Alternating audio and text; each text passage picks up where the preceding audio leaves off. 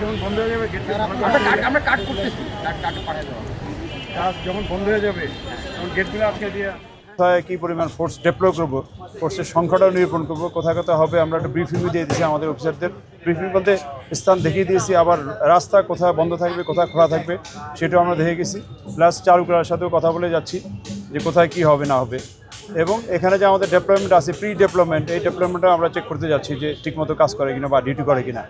আমাদের পরিকল্পনাকে ডেভেলপ করার জন্যই আজকে এই সরেজমিনে আমরা বিভিন্ন এলাকা পরিদর্শন করে আমাদের ডেপ্লয়মেন্টটা সেভাবে সাজাবো, সেভাবে আমরা নিরাপত্তা প্ল্যান করে ডেপ্লয় করব।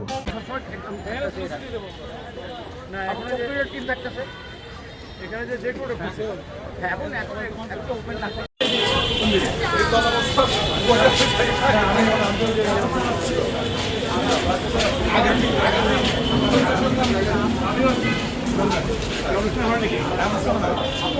আরে